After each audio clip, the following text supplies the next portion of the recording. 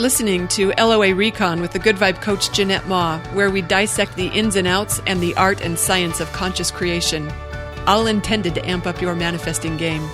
Let's have some fun together.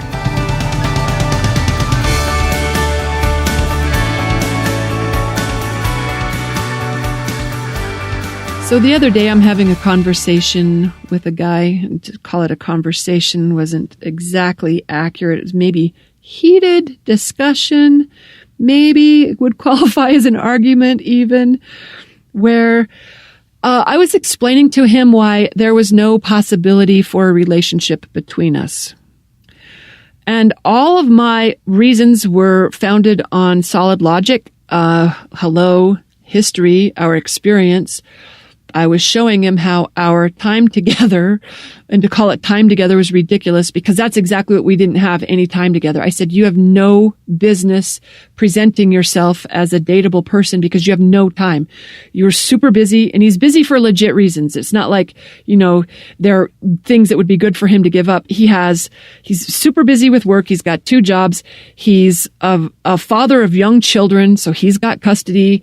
He's, but he does the things that he enjoys in life. There's some things that he devotes some time to enjoy. He lives far, far away from me.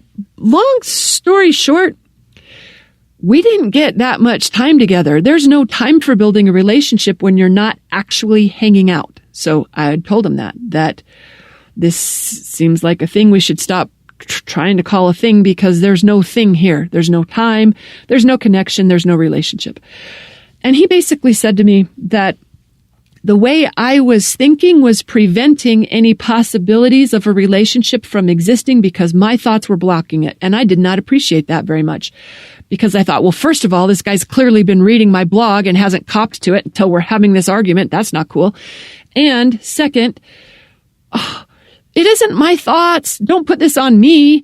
It's our past history. And I point out to him, tell me where I'm wrong. You have 0 time. These are all the reasons why this can never be a thing. And he reiterates, again, he's sticking to his story so well. Jeanette, it's your thoughts. Your thoughts are not allowing anything good to unfold between us. Please stop thinking these things. He says, do you want a possibility of us being together? And I was like, well, it doesn't matter what I want because the possibility isn't there. There's no way it could be. And he says again, your thoughts, like I'm the problem. Look, I'm the girl who makes a living holding the space, the possibility for others who have stopped seeing the possibilities, to show others where they are being the vibrational obstacle to what they want. That's what I do for a literal living. And here's this guy telling me I'm the problem. I'm the reason that this doesn't have a chance to be anything because my thoughts aren't allowing it to be. And I did not appreciate that. Until the next day when I realized he's right. He's 100% right that as I hold these thoughts that this isn't possible, it cannot be possible. And I, of all people, know that universe can manifest amazing things when you give it room to, but I had not given it that room. And while it was really easy for me to argue, I played the part of a muggle really well, and that, we'll call it a conversation, where I was saying the things that I hear my clients say to me when I suggest maybe there's a different way of looking at things. And sometimes they'll be like, yeah, but the reality is, the truth is, here's the situation. And they lay out the facts like they're rock solid and there's no way around them, not realizing that we're creating all this. We're creating all of this. So if I wanted there to be any possibility, then those thoughts that I was thinking, they would just shut all of that down. They would shut all of that possibility down. And I know universe well enough to know that if I were willing to dial on something different, it knows how to make it so. But I have to lead the way there by being willing to give up my old story. So I like to think of myself as someone who as someone who is flexible in what she thinks, and someone who is highly aware of what she wants, and someone who is unattached to how universe puts that together. So you know what I said to him? I said, look, yes, I'm willing to dial in differently, to think some different thoughts, to make room for something else. But you should know that if I dial on happy relationship, it may very well come together with someone else instead of you. And you know what he said? He basically dared me to. He said, do it. He said, do it.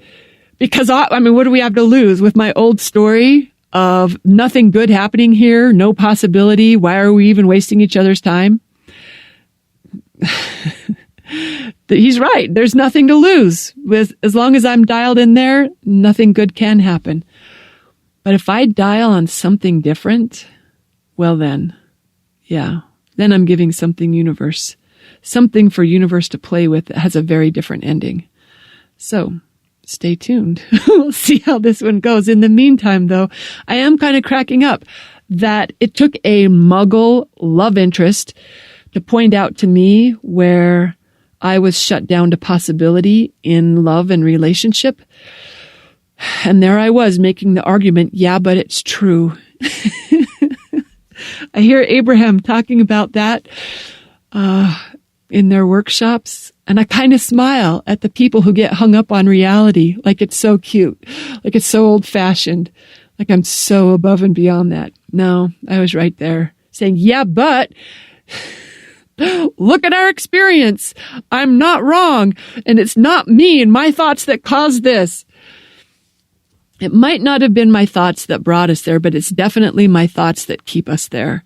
So I'm going to open that party up, and we'll see what unfolds after that. And I'm not saying it's going to happen immediately. It might take a minute for me to let go of my old story and start a new one. But you know what? It already started, actually, because we were talking about something else. And what was it? We were talking about, I said I wanted a better outside shelter for cats.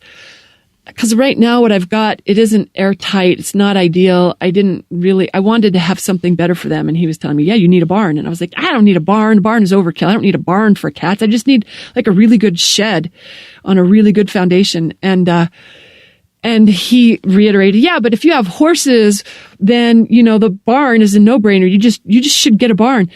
And I was like, I'm not going to have, the only reason I would have horses is if he were in my life.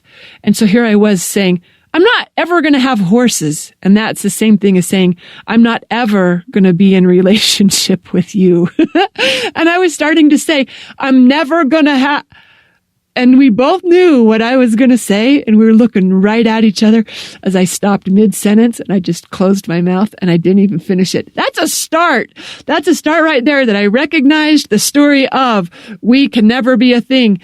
And I just stopped it. I'm kind of proud of myself for even just that little win right there. And I'll build on that.